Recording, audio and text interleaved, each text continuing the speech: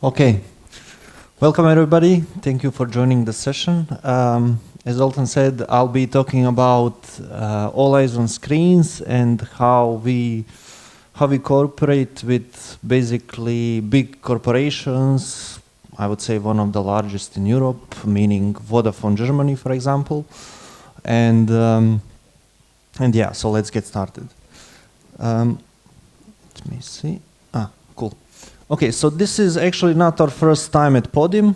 I just wanted to remind that we were Podim Award winners 2019. To be honest, it's been a long journey and we've done a lot of things. And I'm actually standing for Marin. Marin is in the middle of the picture. He's the co-founder and co-CEO of All Eyes on Screens.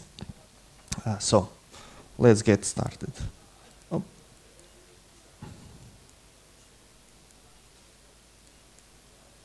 Cool. So I'll try to structure my presentation in two parts. First, I'll talk a bit about All Eyes on Screens, what we do, why we have some, I would say, experience in these corporate partnerships, and then I'll talk more concretely about experience with Vodafone. I'll reference just Vodafone. We have experience with other telco partners, just to keep it, simpler. But yeah, so what we do. So if data is new oil, then you can call us the refinery. So we take the raw data, we take it from Telecoms, any other TV platform like Netflix, Amazon Prime, DAZN. We process that data to produce products and insights that create value on the other side. And the other side is actually advertisers, digital platforms, and their agencies. Okay? So we have partnerships with Vodafone, we have with A1, we have partnership with subsidiary of Liberty Global. So we're present in a couple of countries. And like I said, we don't actually produce data, or not the bulk of data that we need. We actually take that data from a TV provider such as, I don't know, A1, Telemach in Slovenia, A1 in Slovenia as well, or Telecoms Slovenia. We take their data, we convert that data, we add some algorithms on top of it, we produce insights, and we produce smaller chunks that we package as products. On the other side, we serve, of course, all the big advertisers that you can think of, like L'Oreal, Etsy, Ford, P&G, their agencies as well, but also we push that data on a more, I would say, open marketplaces like Google's Ad Manager or the Trade Desk. The point is, we know that telcos, and I would say largely other big corporations, have a lot of data and they have trouble monetizing it. And we are trying to be this bridge between somebody who has the data and somebody who needs insights from that data. The problem that we are trying to solve is, I would say, well reflected in this picture. If you think about investment professionals, especially, I don't know, hedge fund people, you will see that they manage a lot of money. They manage a lot of investments, and they do that by, running number of proprietary and, I would say, very advanced and sophisticated algorithms. If you look at ad/media agencies today, you will also see that they manage a lot of money. I don't know, in Germany, the biggest one manages somewhere around 1 billion euros. But they have basically no algorithms. They do things, I would say, largely in Excel. So this is a kind of a, I would say, very market very ripe for disruption. And this is what we're trying to do. We're trying to bring data into TV and video planning. There is a lot of data in online video planning, if you think about YouTube and so on. But if you think about the other part, which is TV, which is still like 50% of the market, you will see that there's basically no data. The only data that is there is data from a small panel. This is typically planned and managed in an Excel. So imagine you have a campaign of, I don't know, 15 million euros. You plan it in Excel. You get a report. That report is not connected to pretty much anything. And you're basically blind. So that's the problem we're trying to solve. let's see. So our core is basically building AI/machine learning on top of data to produce different products. Some of these products are fairly easy to understand, things like automated profiling. So every time you watch something, there's a record.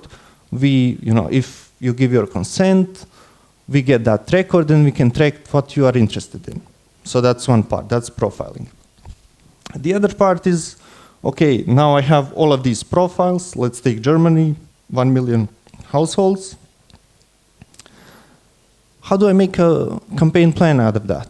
So just to give you a sense of scale, in Germany in any month, you will have 200,000 options. You can book any of the 200,000 ad placements. Your typical campaign will last like a month. And you have, on the other side, you have obviously, 1 million households. So you need to make a decision, how do you allocate your 5 million across these 200,000 to reach as much as possible of the 1 million people. So it's a pretty hard problem. It's actually one of the hardest problems you can think of. And what we do, we basically take machine learning, we push data through some machine learning algorithms, neural networks, blah, blah. We produce some foresight, we produce some allocation plans, and we hand this to the agency. So typically, an agency will take a week to produce a plan. Our system will produce the same plan in half an hour, and our plan will be like 20-25% better on average. And the third part is this automated video recognition. It's a core technology. It is our production of data, whereby we actually recognize what's on TV. We recognize, we have algorithms that watch TV, and for every second, we are able to say, is this an ad or not? If it's an ad, it is an ad for which product, for which brand, and so on.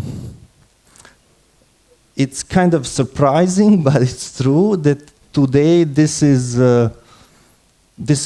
let's call it a novelty. It's not a novelty, but the market in its majority does not function like that. So in its majority, today the market functions by somebody actually tracing every individual ad, somebody having to employ people to look at those ads and to verify who's been watching, so a lot of manual work. And this is what we're trying to kind of automate and move forward. Shortly on our history, so it's been a long journey, to be honest. Like I said, in 2019, we've been here. I was actually not with the company at the time, but in 2019, we were here. We were winners of the Podim award. We were established some 10 years ago, maybe less, but the whole journey started even before, 12 years ago. We are now a company that is entrusted with roughly 500 million gross media budgets. So in Germany, which is our biggest market, 500 million of ads are planned through our system. So it's a fairly big number, especially if you look at us being a very small startup, effectively. I will also talk a bit later about this product that I mentioned now. We call it Apollo. It's a planning tool. I'll talk about it, how we came to it, but it's important for this part of the story to understand that it's a fairly fresh twist on how we use the data. So we always knew we're going to, and we always did, a lot of machine learning, but this AI-based decisioning is something that's fairly recent.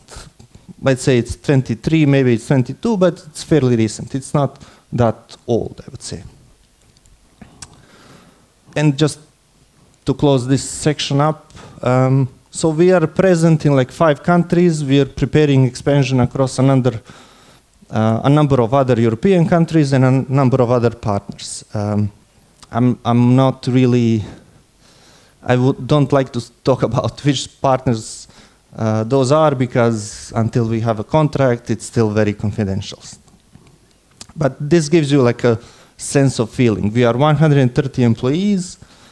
If you think about Vodafone, who is our key partner in a key country, Vodafone has like billions of revenues. We are very small for them. So having this ability to capitalize on the relationship is something that requires some skill. Okay, so let's get into the meaty part of this presentation. Like I said, Vodafone is our key partner. We're partnering up in Germany. We have partners in other countries. Again, big telcos, big in a sense, much bigger than us. So what made Vodafone actually even consider a partnership with us? And this slide or this discussion keeps coming up. You know, if you think about Vodafone, Vodafone is a big organization. There is very often a change in management, and the new executive comes in and he starts questioning, do we need this relationship with All Eyes on Screens? Is this worthwhile? Can't we do it on our own? And we always have a discussion that revolves around these three pillars. Yes, you can do it on your own. It's going to take you a lot of time. It's going to be very expensive because you don't know the market. You have to buy all those people. And it's going to, you know, it's been a 10-year story for us. And we're fast. You know, if you're Vodafone, it's going to be a long story for you as well. So that's one kind of pillar that goes down. The other pillar is this wholesale story, where telecoms, and I would say many other corporations, can decide basically to sell their data on what we call basically the wholesale level. You know, just sell it, get some money fairly quickly, sell it to Google, sell it to Comcast. This is in our industry, and I'm sure in other industries there are similar players. So what's the downside of that story? The downside of that story is you don't participate in growth, or Vodafone does not participate in growth. And this is a, you know, if you think about from somebody who's an executive, this is a very risky move to do. You know, you have all your data, you see the internet players, you know, exploding, all the data players exploding in their revenues, and you now sell your data for a limited amount of money on which you cannot further capitalize. So this kind of eliminates that option. And then we come to, you know, what we offer. What we offer is kind of acceleration. We help Vodafone to basically enter this market and to be able to capture future growth. Also, we have the capabilities. We are much faster. We don't need to go through, I don't know, end decisions, end levels of decision making, end levels of corporate risk, and so on. We do everything by the GDPR, but still we are much faster than Vodafone. And this is what kind of brought Vodafone to say yes. So we call it the co-pilot model. So we always tell a story, you know, we're both in the driving seat. Somebody is, you know, one day handling the steering wheel, the other one is on the next to that seat, and we're both driving. So this is, for us, it was a very, or at least I think this is a very important learning. And again, I see this story repeating again and again with different telecoms. But that's not all. I was, before joining All Eyes on Screens, I was a consultant for telecoms. Really, I was working like 10 to 15 years there.